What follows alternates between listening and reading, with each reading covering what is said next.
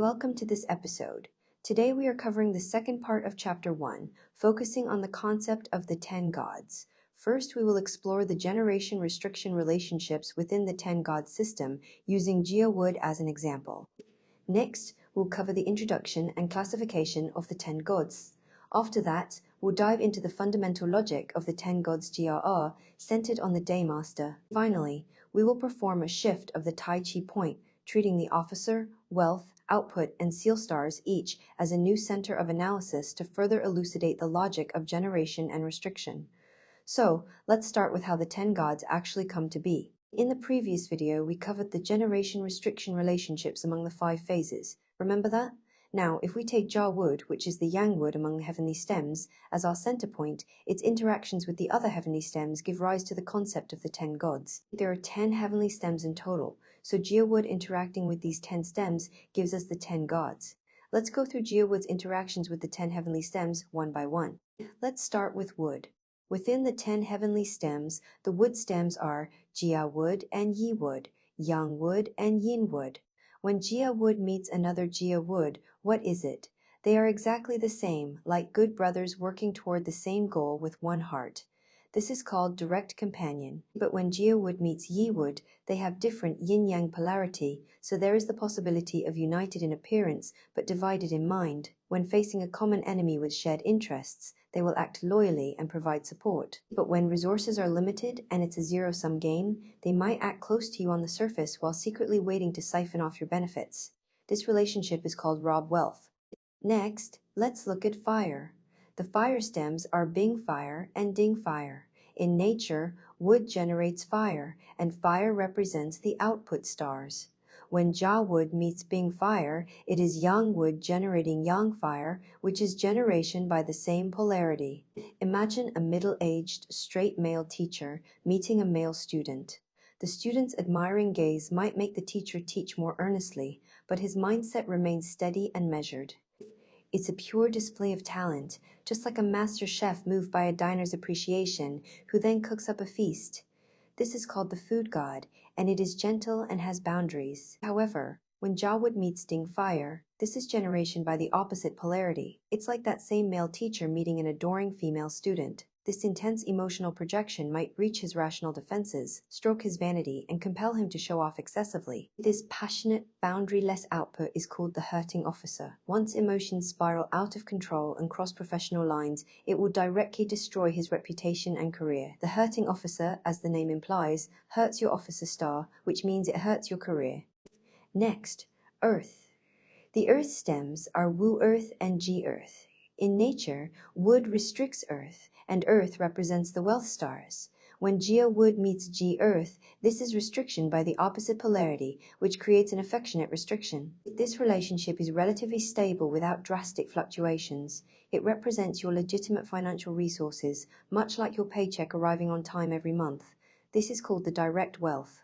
On the other hand, when Jia Wood meets Wu Earth, Yang Wood meets Yang Earth. This is restriction by the same polarity. This turns into volatile, unstable wealth that you have to fight for, and this is called indirect wealth. For example, trading Bitcoin futures in your spare time. The money comes fast and goes fast, with huge ups and downs. This is a typical zero-sum game where you have to force your opponent to liquidate their position to grab that money into your own pocket. It is full of risk and thrill. Next, metal.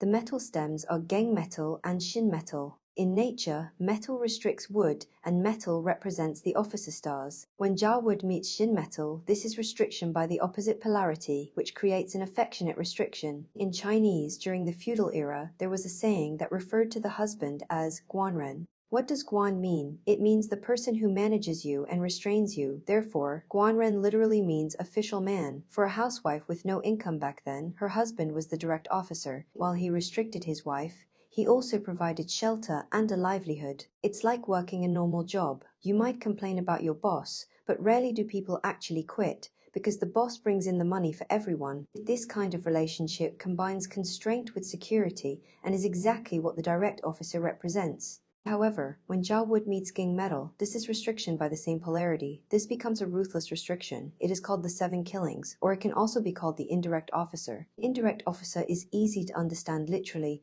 but why call it the 7 killings and not 6, 5, or 8? because for any heavenly stem, if you count forward in sequence, the seventh stem is always its indirect officer. Since it implies control, constraint, and even ruthlessness, it is named the seven killings. The purpose of the seven killings is not long-term retention and management, but to suppress, plunder, or even destroy. To give a vivid example, suppose you run a shop. A government inspector comes to check your store. They operate according to rules and regulations. Even though they manage you, there are laws and guidelines to follow. This is the direct officer we just mentioned. But if a local mafia gang shows up and crudely forces you to pay protection money, that pure suppression and destruction is the seven killings. Finally, water. The water stems are Ren water and Gui water. In nature, water generates wood and has a sheltering and nourishing effect, so it is called the seal star. When Jia Wood meets Gui water, this is generation by the opposite polarity, which creates an affectionate generation. Gui water is like gentle spring rain, steadily moistening the trees. It's like your biological mother. The support she gives is continuous, gentle, and expects nothing in return.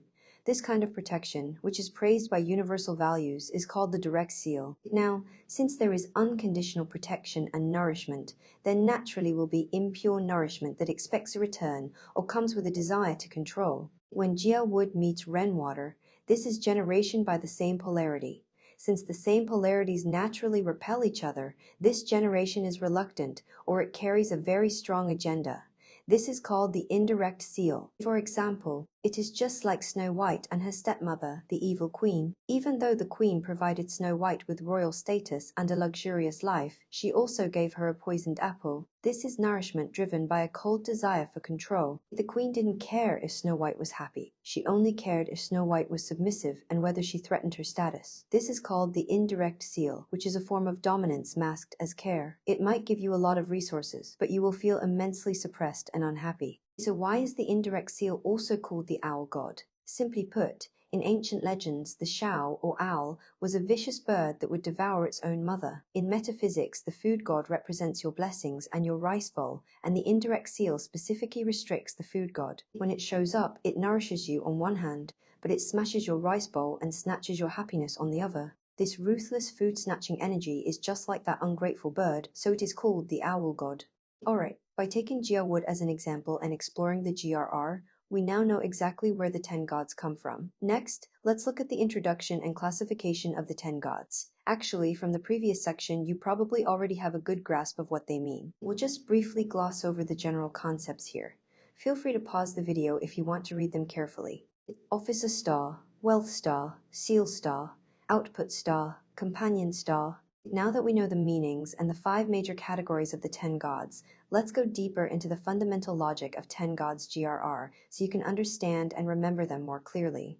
What are the 5 major categories? Simply put, they are the 5 basic relationships: that which generates me, that which I generate, that which restricts me, that which I restrict, and that which is similar to me. These 5 relationships are not only expressed among the 5 phases, but also in human-to-human interactions. We can position ourselves as the Tai Chi point and observe our relationship with the outside world. Specifically, that which generates me is the seal star. The red square icon shown here is a traditional Chinese seal, like an imperial seal or official authority stamp used throughout Chinese history. In Chinese culture, seals represent authority, recognition, legitimacy, and what is granted or approved by those above you. First, the officer stars. That which restricts me. What do the officer stars represent? They represent external constraints and regulations imposed upon us. In daily life, the most direct manifestation of this constraint is the law. Any stable, sovereign nation has a comprehensive legal system. It not only limits the boundaries of our behavior, but also provides a degree of protection. For instance, a clear lending relationship is protected by law. If person A borrows 100,000 from person B and then refuses to pay it back, what happens? Person B can sue A legally, forcing A to repay the debt. So, the law restricts A's behavior while protecting B's interests. This is the essence of the officer stars: restriction, but also protection. Another example: if you go to work, your boss is your officer star. They assign you tasks and tell you what you can and cannot do. Anyone who has ever held a job has definitely experienced moments of hating their boss or their work. That's the officer star restricting me, bringing mental pressure. Some people even look physically haggard after working for a year. That's the pressure of the officer star manifesting on the physical body. But when your tolerance for the job reaches its limit and you resign design, you often find your personality instantly brightening. Why? Because the energy field suppressing you has vanished. You are no longer being restricted, so your mood naturally improves. Of course, looking at it from another angle, for highly capable people, the constraint of the officer star can translate into achievement. For example, being highly valued by the boss. Though you are controlled by someone else, you reap the worldly rewards of promotions and raises. Next, let's talk about marriage. In Bazi metaphysics, for most women, the husband is the officer star. Note that I emphasize most, not all. Why, in traditional definitions, is the husband the officer star? This touches on the sociological essence of the institution of marriage. The famous British philosopher John Stuart Mill once wrote in The Subjection of Women, "Marriage is the only actual bondage known to our law."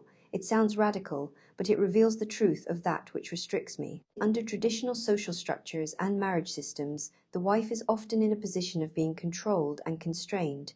For the wife, the husband is like a boss in the workplace. Marriage is essentially a job, especially for a full-time housewife. In this framework, the husband provides financial support, meaning the resources needed for survival, while also constraining the wife's behavior.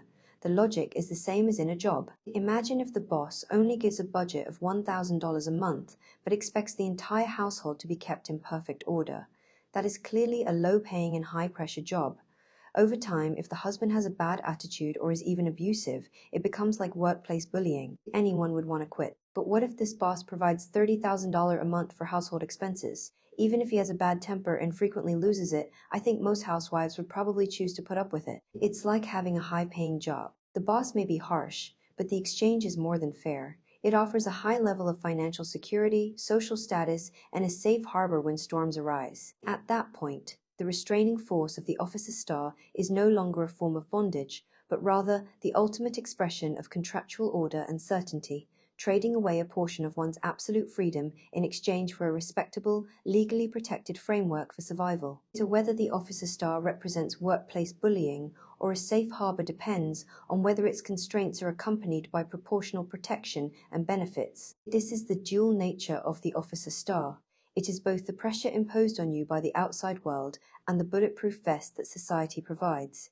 At this point, I think we should all have a clear understanding of what the officer star truly represents. Next, the wealth stars. That which I restrict. What do the wealth stars represent? They represent the resources and wealth we can control and make use of. As the saying goes, wealth is the source that sustains life. Put bluntly, money and anything that can be converted into money are basic necessities of life. You might feel money is not that important, but as long as you are alive and want to function in this society, you simply cannot do without it or its equivalents. So in daily life, what counts as resources and wealth that we can control? The savings in your bank account, your phone, your clothes, furniture, gold, jewelry, all of these are wealth stars. Anything you have purchased and that you control belongs here. Many people have probably heard the phrase, "A weekday master cannot handle excessive wealth stars." What does that mean? It means a person's wealth far exceeds their ability to manage or protect it. It is like discovering a gold mine in your backyard in ancient times, while you are just an ordinary person. Local bandits and strongmen would certainly covet it and try to take it from you. If you are strong enough and able to defend it, then you will become rich. But if you do not have that strength, not only will you lose the gold mine, it may even cost you your life. This is what it means. A weekday master cannot handle excessive wealth stars. Instead of benefiting from it, you are burdened and ultimately harmed by it. Speaking of which, let's talk about marriage again. In feudal societies, wealth stars also represented a man's wives and concubines. Under that system, women were often objectified as male dependents, as beings the daymaster could control and exercise power over. So why did wealthy households in ancient times have multiple wives and concubines? Because they had money and resources. Now, let's recall what we just said about the officer stars. In traditional Chinese astrology, for a woman, that which restricts me represents the husband. For a man, that which I restrict represents the wife. This leads to an interesting phenomenon in modern society. Have you noticed that many highly capable and financially successful women today prefer to remain single rather than get married? Why is that? Because they already possess sufficient resources of their own. They do not want to bring an officer star into marriage to control them and place constraints on them. On the other hand, very few wealthy men choose to remain single for life. In marriage, a man faces his wealth star, that which he restricts. He is in the position of control, so his sense of comfort is fundamentally different. This reflects how the underlying logic of these structures manifests in modern social psychology. Now, what if we zoom out to a bigger picture? If you are a farmer, the cattle and sheep you raise, which generate productive value, are your wealth stars. If you are a business leader in a capitalist society, then the companies, assets, and even the social resources you mobilize through capital are all your wealth stars. The higher a person's position, the more of that which I restrict they are able to control. When wealth stars expand to their extreme, they become inherently ruthless. As is often said, the primitive accumulation of capital is closely tied to forms of exploitation. For business tycoons and large conglomerates, their wealth stars are no longer just personal houses or cars, but systems that influence the entire economy.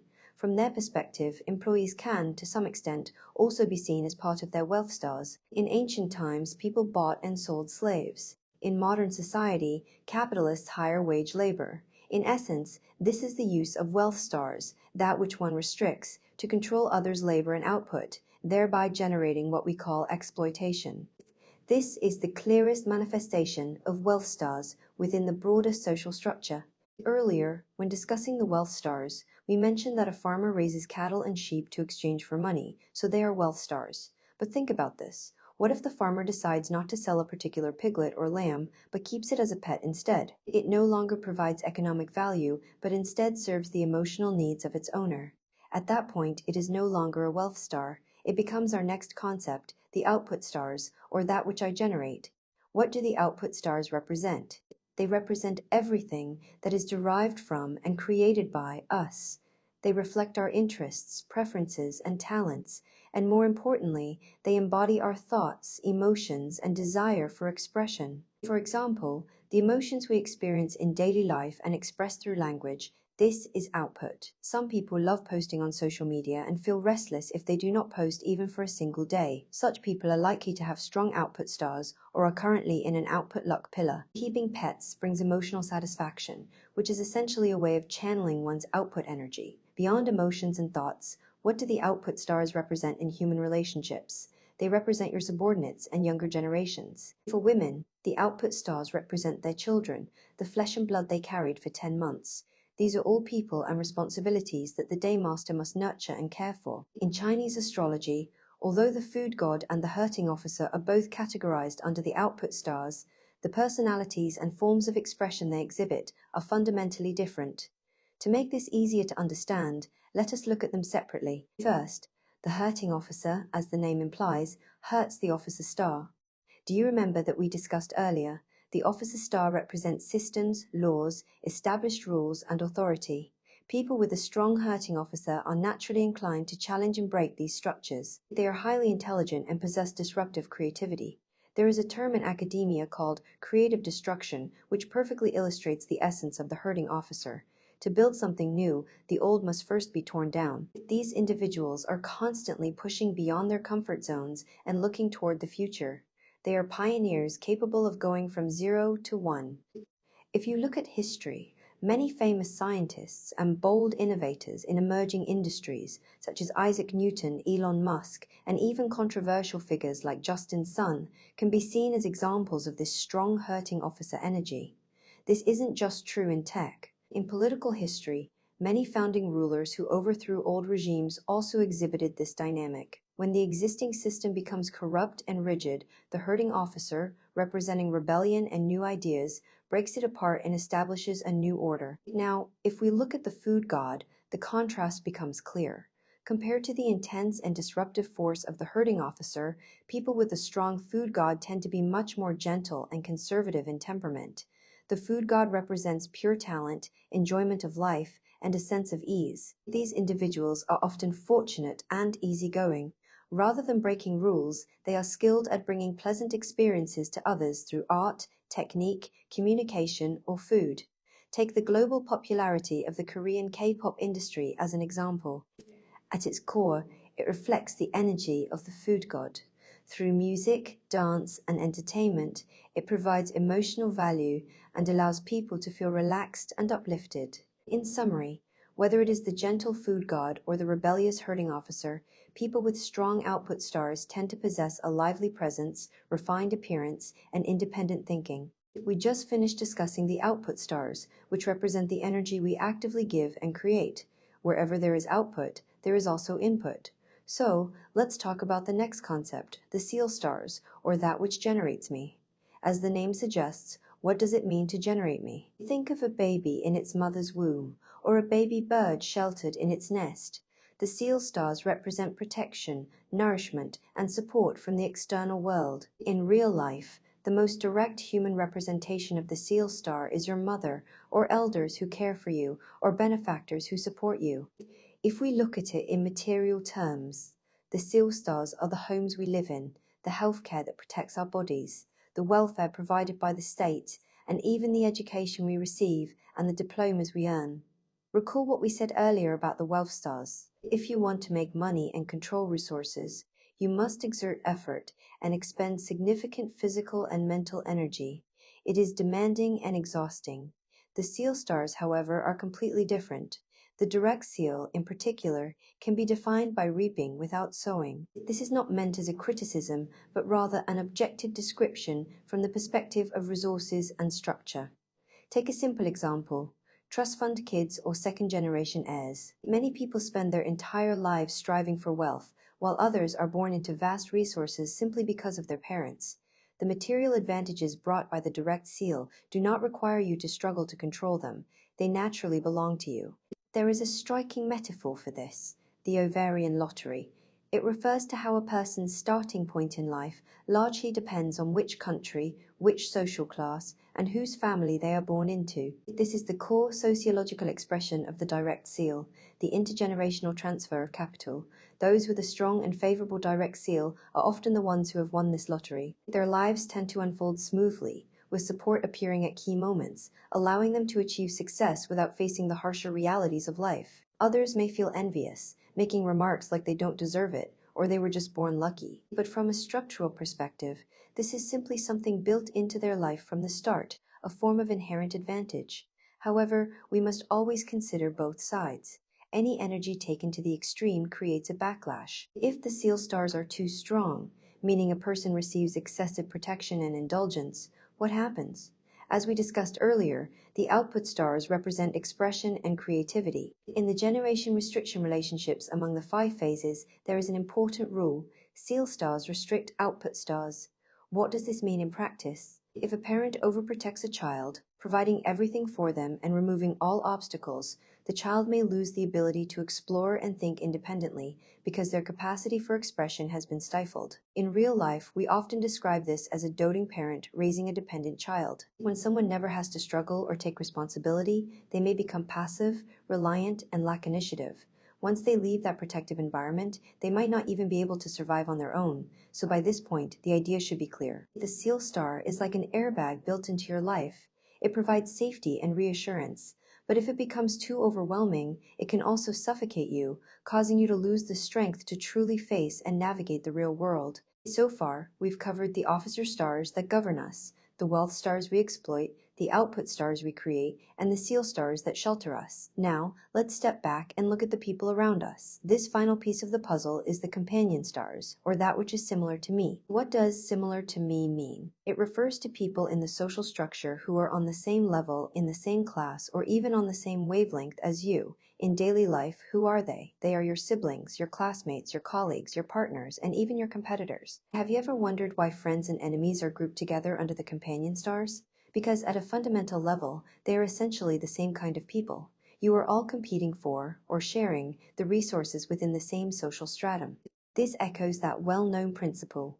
There are no eternal friends and no eternal enemies, only eternal interests. This idea is the clearest expression of the companion stars.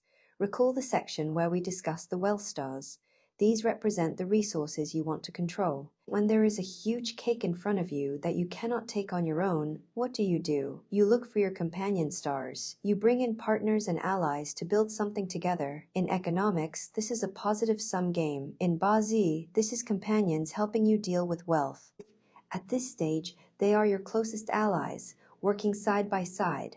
But when the cake is ready and it's time to divide it, or when there is only one promotion available, things change.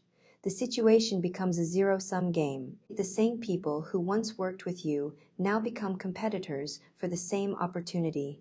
This is what you describe as companions competing over wealth. That's why people with strong companion stars often value loyalty and friendship deeply, yet are also the most likely to be betrayed over money by those closest to them, because at its core, these relationships come together for profits and can just as easily fall apart for profits. Beyond material concerns, companion stars also provide emotional value. People often say that friendships require shared values. When people are aligned, communication feels natural and easy. This is the resonance between companions. But is this resonance between companions? Not at all. Many people have experienced this. Close college friends or childhood companions, people you once talked to about everything, gradually drift apart after a few years in society. Why does this happen? Was the friendship ever false? No. It is because your life paths and environments have changed, and a gap in your circumstances has emerged. The realities you face and the resources you hold are no longer the same. In other words, you are no longer on the same level. When that foundation disappears, your perspectives begin to diverge, and the relationship naturally fades. This is not about people becoming cold. It is simply how social dynamics work. What sustains long-term relationships is shared experience, shared interests, or a balanced exchange of value, not just the simple feelings you once shared. At this point, we have now completed the full framework of the 5 major categories of the 10 gods. Now, looking back, the officer's stars restrict you. They are the constraints and scrutiny imposed by the outside world, but also the bulletproof vest that society provides. The wealth stars are what you restrict. They are the resources that sustain your life, as well as the worldly assets onto which you project your desires and seek to control.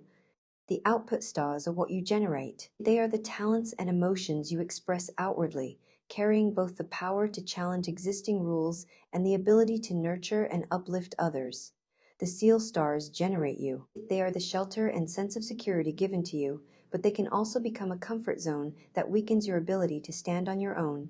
The companion stars are similar to you. They are the people on the same wavelength as you, working alongside you to build something together, but also the competitors who may turn against you when interests diverge. This is the underlying logic of the 10 gods in Bazi. It is not simply a form of superstition, but a highly structured model that offers insight into human behavior and the dynamics of society. This model forms the foundation of how we interact with the world and, in turn, shapes the trajectory of our destinies. In the previous discussion, we took ourselves, the companion stars, as the Tai Chi point to observe outward how the 10 gods affect us. But social relationships are reciprocal. Next, we are going to execute a Tai Chi point shift in 10 gods GRR.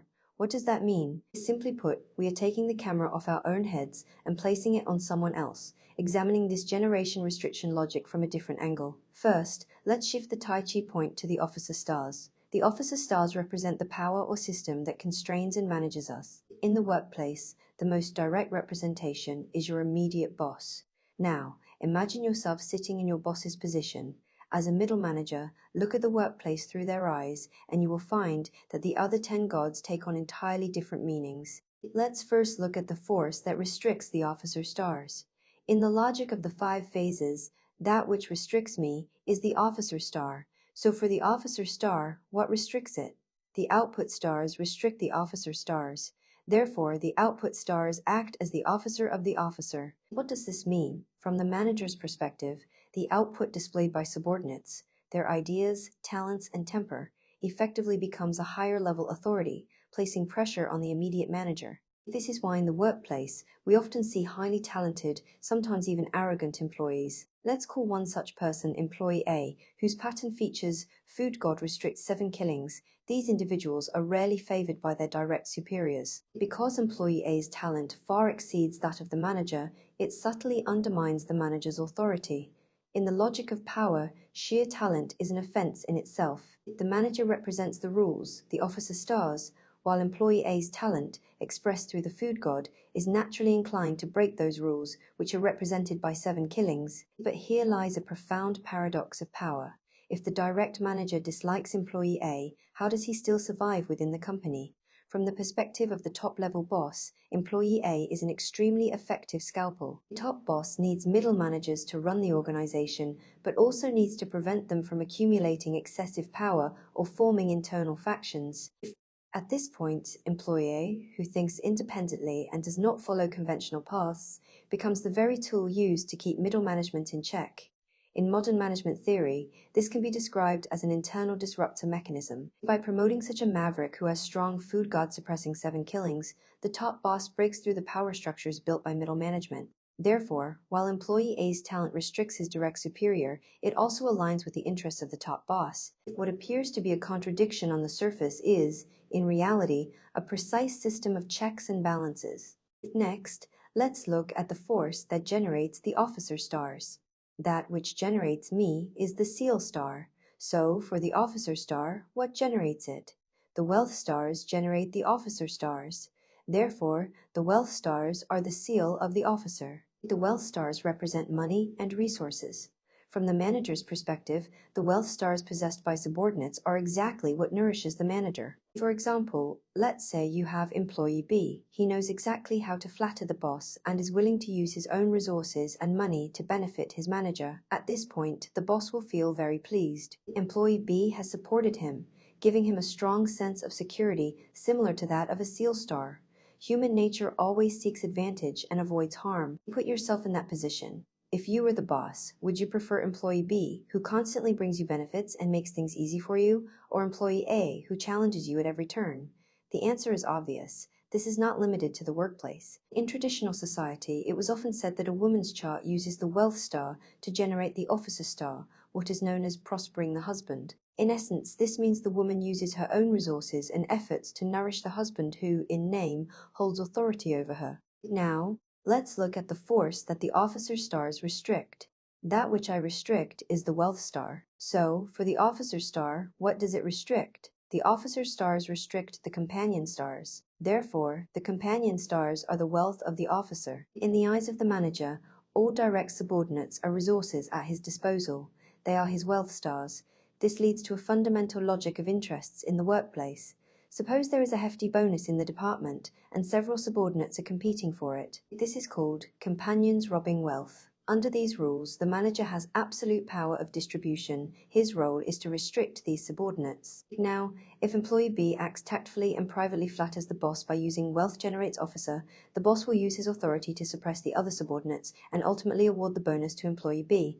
The most interesting part comes next. After employee B receives the bonus, he will channel a portion of it back to the boss, through dinners, gifts, or even kickbacks. This creates a perfect closed loop of interests. You used wealth to feed the officer. The officer used rules to suppress your companions, removing your obstacles and securing your gains.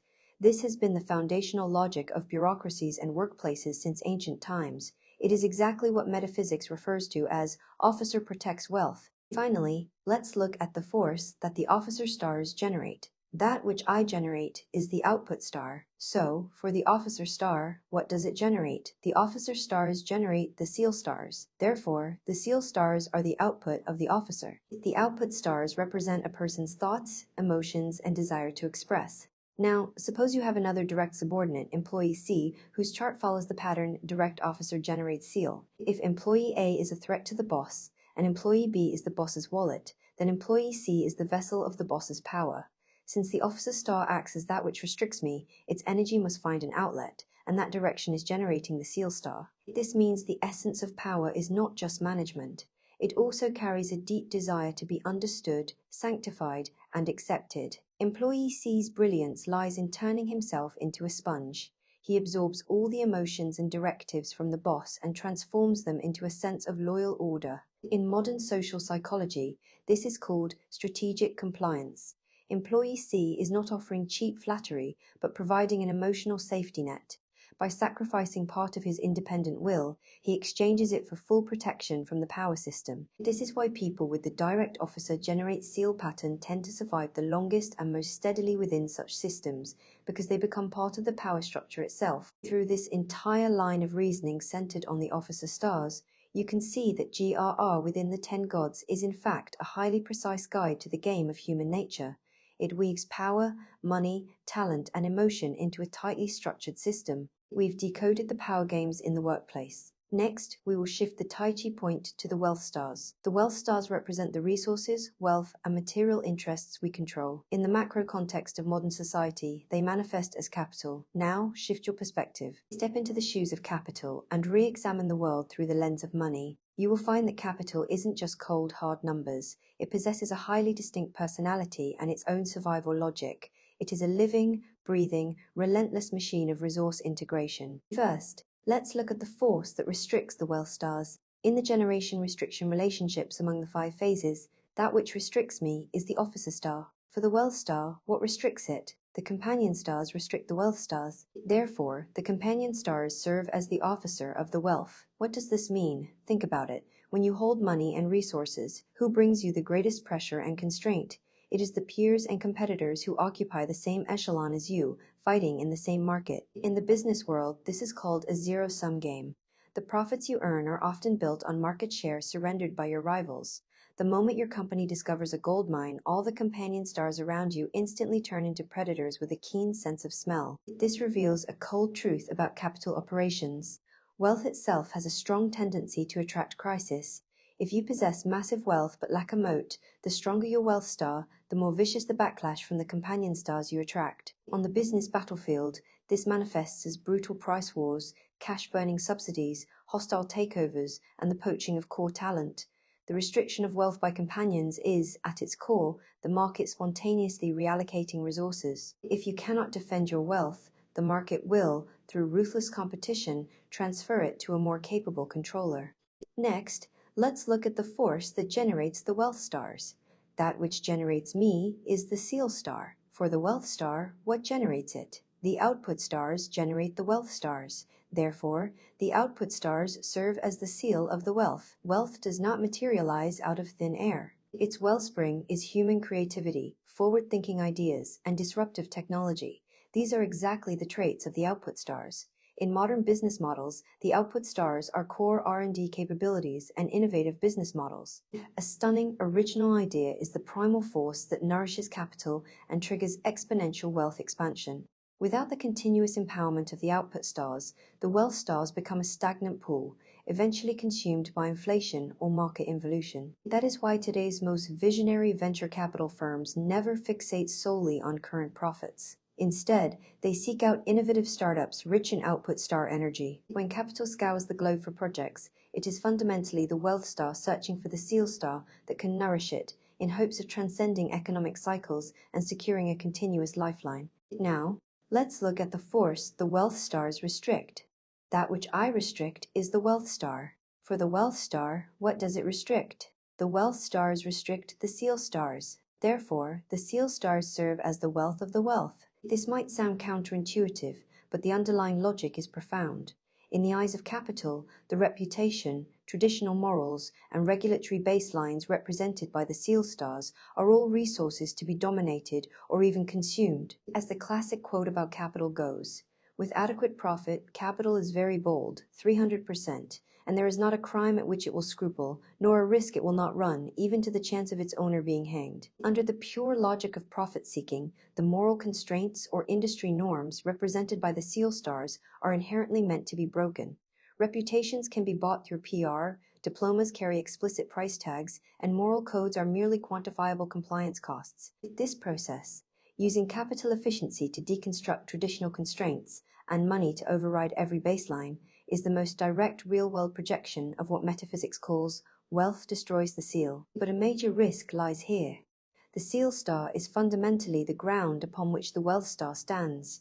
If wealth damages seal, goes too far, leading to total brand collapse or the complete breakdown of legal baselines, the wealth star will collapse instantly, having lost its foundation. Consider those once dominant corporations that vanished overnight due to fraud. When the seal shatters, wealth becomes a tree without roots. This is the structural backlash inevitably brought on by excessive greed. Finally, let's look at the force the wealth stars generate. That which I generate is the output star. For the wealth star, what does it generate? The wealth stars generate the officer stars. Therefore, the officer stars serve as the output of the wealth. The output stars represent outward influence and the means of projection.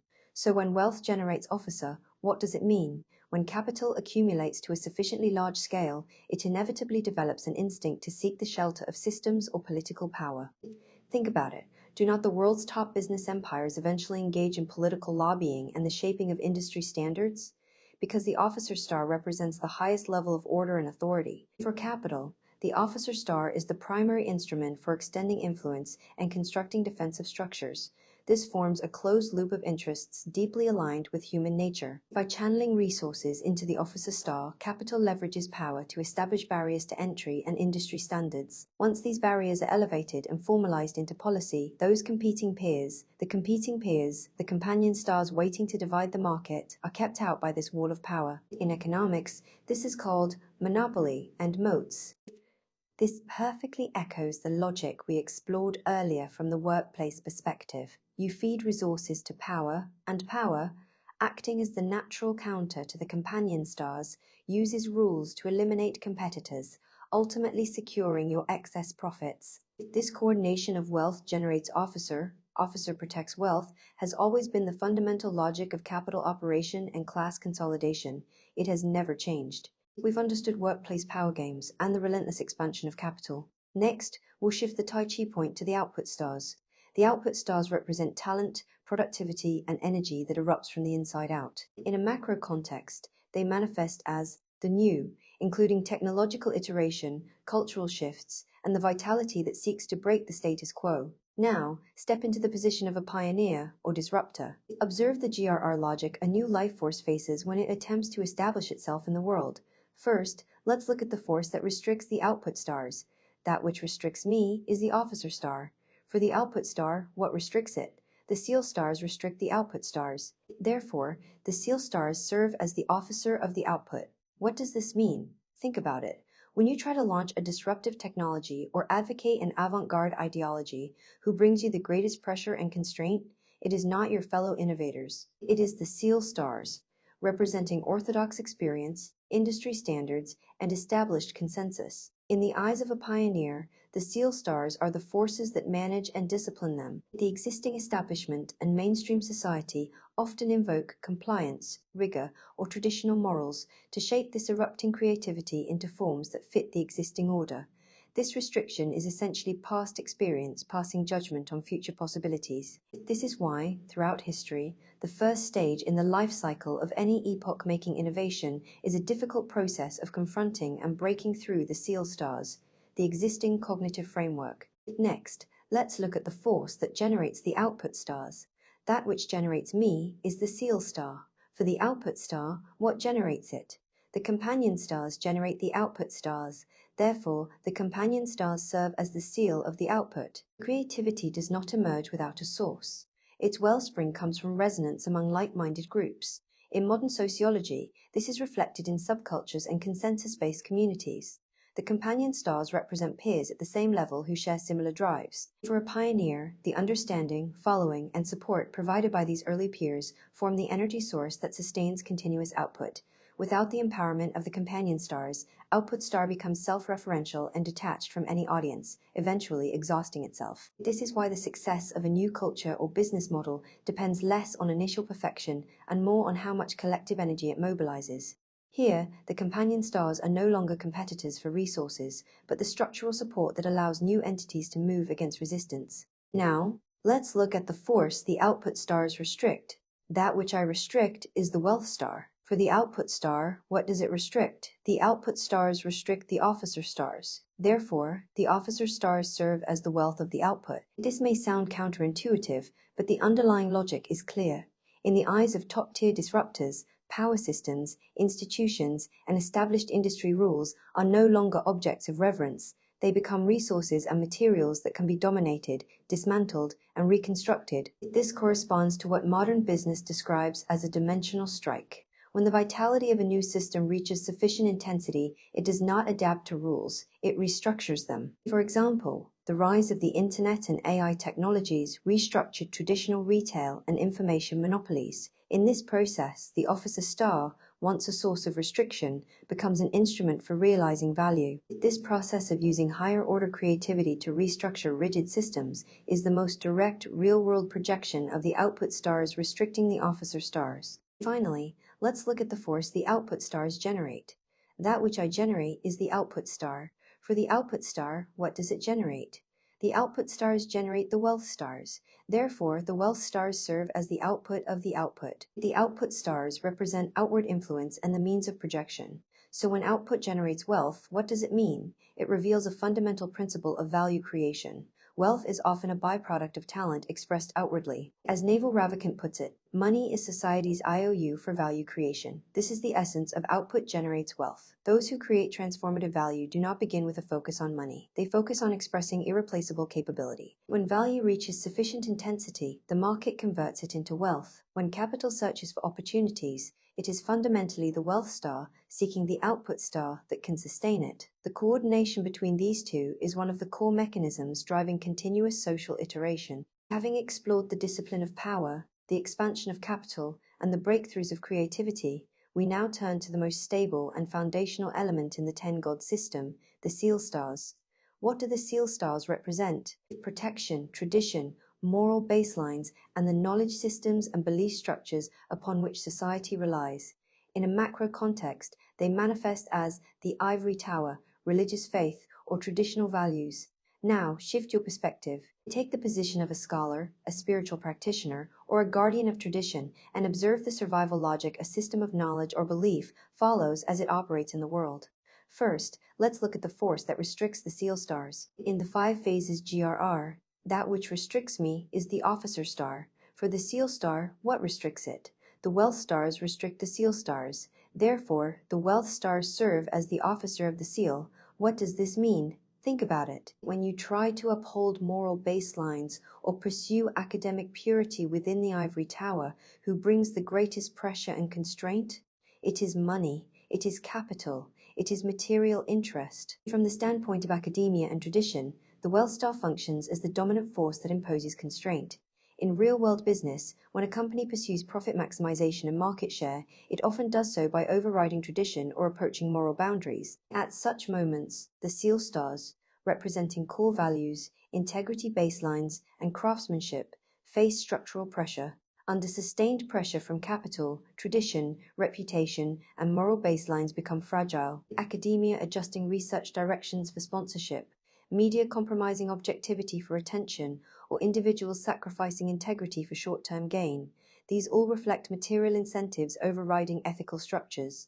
This is the most direct real-world projection of wealth destroys seal. Next, let's look at the force that generates the seal stars. That which generates me is the seal star. For the seal star, what generates it? The officer stars generate the seal stars. Therefore, the officer stars serve as the seal of the seal. This corresponds to what sociology describes as power endorsement.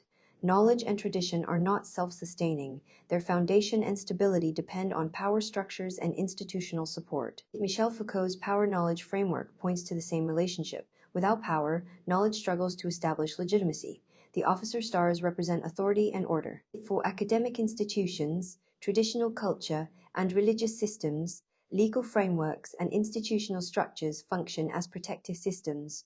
For example, a state-enforced curriculum grants legitimacy to academic credentials. This implies that systems lacking power endorsement remain marginal, while those recognized by authority gain sustained resource support.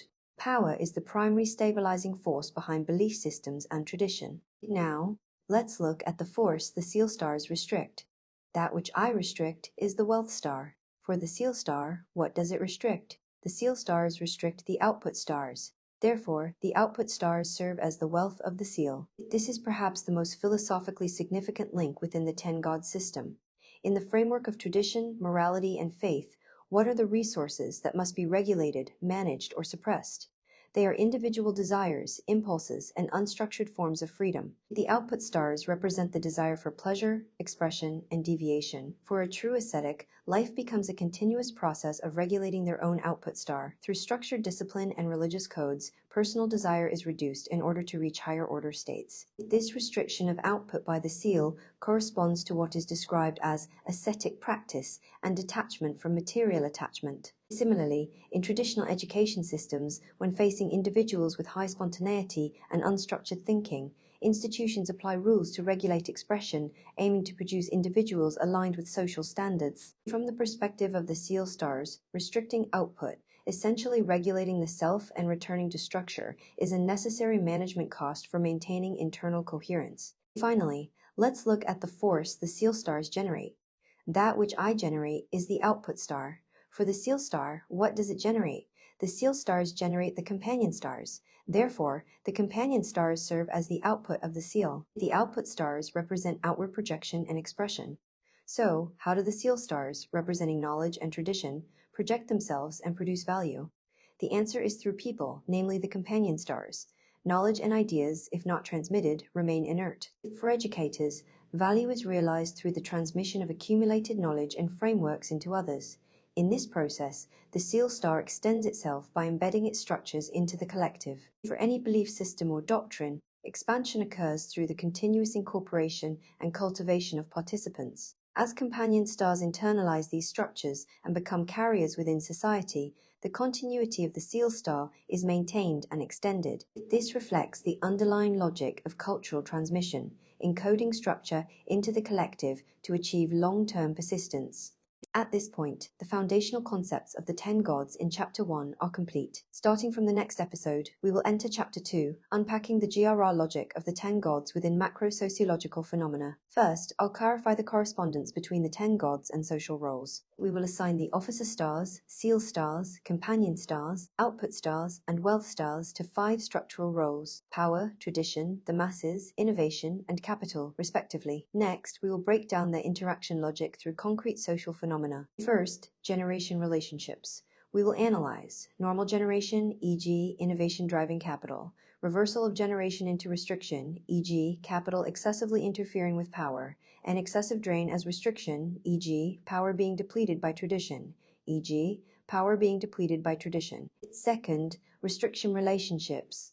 We will analyze relative restriction, e.g., the interaction between the masses and capital, or power and the masses; antagonistic restriction, e.g., the conflict between profit-driven capital and traditional morals; and complex restriction, how innovation challenges authority, and how authority absorbs innovative forces for structural adjustment. I will use historical cases such as the Industrial Revolution, the Meiji Restoration, and the Reformation to demonstrate exactly how this logic operates in the real world. I'll see you in the next episode.